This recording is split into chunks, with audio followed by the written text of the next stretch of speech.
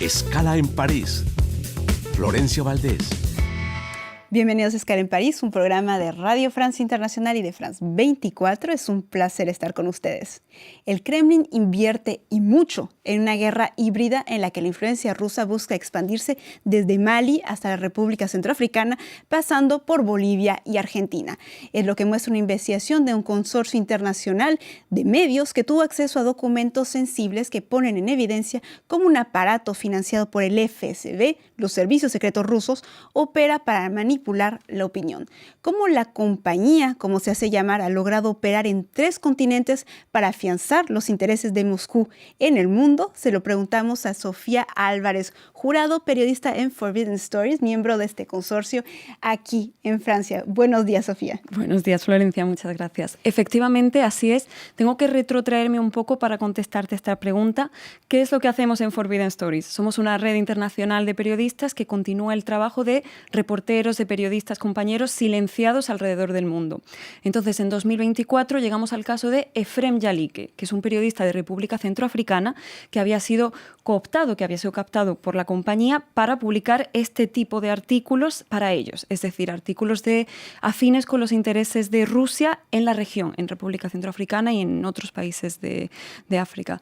Tras años trabajando para ellos, Yalike decide muy valientemente romper vínculos, exiliarse, y su testimonio acaba siendo central para nuestra primera investigación, Propaganda Machine, la máquina de la propaganda. ¿Por qué estamos aún hablando de esto en 2025? ¿Por qué incluso ha vuelto Hay nuevas revelaciones con más fuerza? Claro.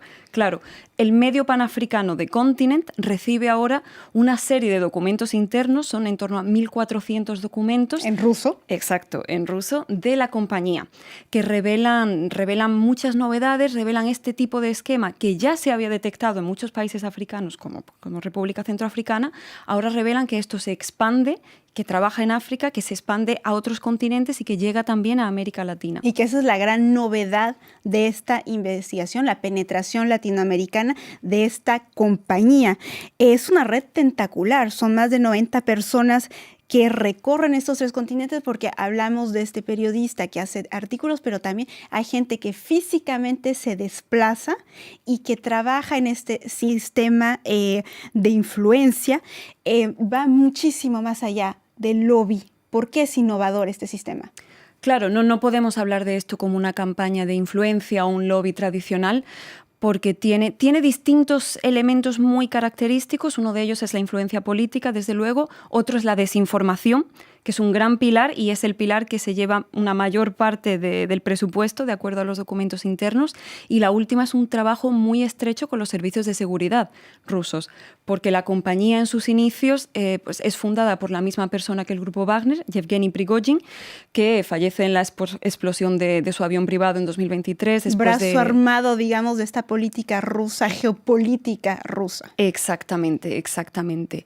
Pero, claro, cuando Prigozhin muere, es el servicio de inteligencia exterior ruso el que asume la tutela de esta compañía. Entonces, claro, un lobby al uso pues no está dirigido, por así decirlo, ni está financiado por los servicios de inteligencia rusos, por supuesto. Usted hablaba de Latinoamérica y uno de los casos más potentes es lo que sucede en Argentina. La influencia de la compañía fue investigada por Diana Cariboni de Open Democracy y de Santiago O'Donnell de FiltraLeaks. Entonces, la compañía logró instalar un sistema de distribución de contenidos en medios digitales, redes sociales, entre junio y octubre del 2024 para amplificar malas noticias y mermar la imagen de Javier Milei. ¿Cómo funciona este sistema? Claro, es muy interesante porque estos artículos que la compañía quiere publicar no tienen necesariamente que mencionar a Rusia. Ellos lo que quieren es controlar el discurso público en el país, y a veces para alinear la política nacional con los intereses de Rusia no tiene que alabarse a Putin específicamente, ¿no? Por así decirlo. Entonces, en el caso de Argentina, lo que describen los documentos es una estrategia en torno a 3 ejes. Desincentivar el apoyo militar a Ucrania. El segundo en ese momento Milei se posiciona muchísimo en favor de Ucrania. Exacto, exacto. Es antes de este giro en U que hace él, ¿no? Cuando vuelve Trump a la Casa Blanca, en el que se alinea con los intereses de Washington, pero todo esto es antes de que suceda esto. Entonces, por una parte está eso, por otra parte está el dañar la reputación del propio Milei, y la tercera parte es incentivar, exacerbar las tensiones con Chile. Y hablan de un potencial conflicto militar. Que es totalmente falso. Totalmente falso, totalmente falso. Y se publican en medios artículos que hablan de este supuesto artículo. Eso lo vemos de forma muy clara. Algo que analizó profundamente el consorcio es que aparece un registro de al menos 250 noticias, como le decía, y artículos de opinión. Y eso está, presupuestado en $283,000. Y ese dinero todavía no queda muy claro cómo se distribuyó y si se distribuyó. Claro, así es. De nuevo, esto es muy importante que quede claro. Lo que reflejan nuestros artículos desde el principio es, primero, lo que dicen estos documentos. En estos documentos se ve de forma muy clara, hay unas tablas, ¿no?, presupuestadas en las que se ven los diferentes enlaces a los artículos, cuánto habría costado cada artículo, es decir, cuánto habrían pagado ellos, no se especifica nunca a quién. Sí, para difundirlos y para contratar a una tercera persona, no se sabe. Exactamente. Y la fecha de publicación, esto lo publicamos en los artículos, se pueden ver parte de estos extractos. Tenemos eso por una parte. Por otra parte, tenemos evidentemente el testimonio de las personas afectadas, de esos propios medios, a los que contactamos con todos mediante el método tradicional al uso de derecho a réplica, y luego logramos entrevistar a 15 personas. Hay mucho off the record, hay muchas cosas que no se pueden publicar, pero todos ellos negaron abiertamente haber recibido pagos de operativos rusos. Hubo únicamente 2 medios que admitieron haber recibido pagos de terceros por estos artículos, pero no de agentes rusos. Y en este caso, el consorcio no pudo verificar de forma independiente quiénes eran estas personas detrás de los pagos, pero lo que dijeron estos medios fue que eran hombres de negocios, empresarios que estaban preocupados por el estado de la industria en Argentina y que estaban preocupados por el hecho de que Milei en aquel entonces había ralentizado mucho la construcción pública, véase parado al completo. Estos 2 primeros puntos son muy importantes. También es muy importante el tercero, que también se refleja en el artículo, y es que en 2025, según fuentes a las que pudimos consultar, los propios círculos de poder rusos dentro del servicio de inteligencia se habrían planteado realizar una auditoría para ver dónde habría ido realmente este dinero. Porque son cifras muy, muy grandes. Estamos hablando de hasta $3.100 por un solo artículo en uno de los casos. O sea que el propio FSB no se entera dónde está yendo ese dinero. Lo que sí se estipuló es que hay nombres de periodistas falsos o que no existen en realidad esos periodistas y que eran los que firmaban ciertos artículos que funcionaron en este sistema de propaganda. Esta investigación ha causado muchísimo revuelo en Argentina, una reacción muy fuerte de la parte de Javier Milei, que está usando esta investigación para anular acreditaciones de periodistas diciendo que reciben dinero de Rusia. Se nota el impacto de estas investigaciones. Sí, somos conscientes de que ha tenido un gran impacto en Argentina, y a este respecto lo único que podemos decir nosotros es que lo único por lo que nosotros podemos responsabilizarnos es la publicación de este artículo. Este artículo que se ha trabajado en consorcio, que dice lo que dice. Verificado, archiverificado. Exactamente, pasado por 15.000 personas independientes que han trabajado en ello y que lo han verificado, y que incluye los testimonios de ambas partes, siempre. Y las cosas, más allá de incluir los 2 testimonios, las cosas que se han podido verificar y las que no. Yo creo que el interés público de publicar esta investigación era innegable.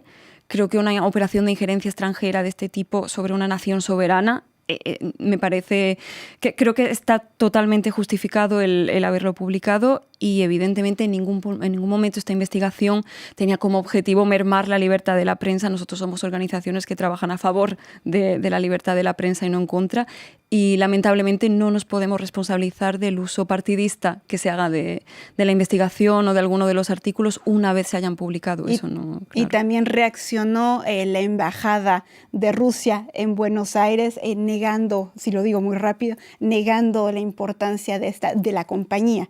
Esta investigación también nos lleva a Bolivia, donde una de las figuras clave de la compañía viaja directamente a La Paz para atenuar los efectos del intento de autogolpe de Luis Arce al impulsar su reelección en 2025, lo que no prosperó al final. Pero lo que se ve en esta investigación es cómo físicamente no es solo una campaña en la que se escriben artículos, se difunden noticias falsas, hay consultores que vienen directamente a apoyar a un gobierno amigo. Exactamente. En Bolivia, de hecho, lo que vemos, lo que se describe en los documentos es una misión de 7 personas que aterrizan en La Paz en julio de 2024, en un momento en el que el país, pues, acaba de vivir este intento de, golpe, autogolpe, hubo muchísimo debate al respecto, ¿no? Pero es una misión de estabilización, según se describe en los documentos. ¿Y en qué consistiría esta estabilización? En ayudar a Arce a volver a reapropiarse de la narrativa de este golpe de Estado, a, por así decirlo, a defenderse de las acusaciones que venían tanto de Evo Morales como del propio general al cargo del golpe de Estado. Claro, que decía que había sido Arce quien lo había, pues, por así decirlo, ordenado de llevar a cabo este golpe. La compañía llega para ayudar a estabilizar este gobierno y ayudar a Arce a defenderse de estas acusaciones, y vemos todo tipo de estrategias, desde el decir vamos a redactar los discursos de Arce y de otros altos miembros del gobierno en aquel entonces, hasta vamos a crear una unidad de comunicación dentro del ministerio para ayudarlos a, pues de nuevo, a afianzar estas narrativas y a mover el discurso hacia los campos de interés del gobierno. Lo describen como un gobierno afín a los intereses de Rusia.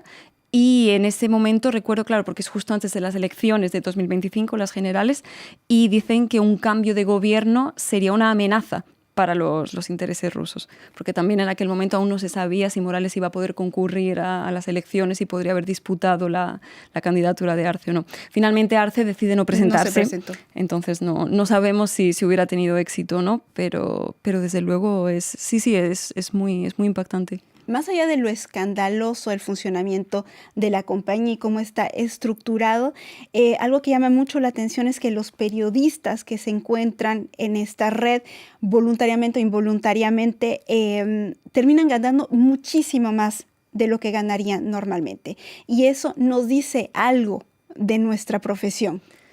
Yo, a título personal, creo que uno de los mayores enemigos de la libertad de prensa es la precariedad. Creo que se ve muy claro, por ejemplo, en el caso que está al origen, ¿no?, de la investigación de Forbidden, específicamente el caso de Yalique. En 2019, publicando 3 artículos para la compañía, ya ganaba más de su salario mensual de periodista. Entonces, no quiero decir que se justifique, evidentemente, pero ayuda mucho a entender y a ponerse en los zapatos de la persona que decide trabajar para ellos. Lo mismo en el caso de Argentina, estamos hablando de un país en el que, sin generalizar, pero hay casos en los que el salario de los periodistas no llega a $700 al mes. En general, eso es algo que vimos. Por un artículo, supuestamente, según lo que dice la compañía, se habrían llegado a pagar $3.100. Creo que, evidentemente... Eso habla por sí mismo. Sí, habla por sí mismo. Pues paguemos correctamente el periodismo para luchar contra la desinformación. Sofía Álvarez, muchísimas gracias por habernos acompañado, periodista de Forbidden Stories. Gracias a ustedes. Y muchísimas gracias a todos ustedes por su confianza. Saben que estamos también en rfimundo.com y france24.com. Hasta la próxima.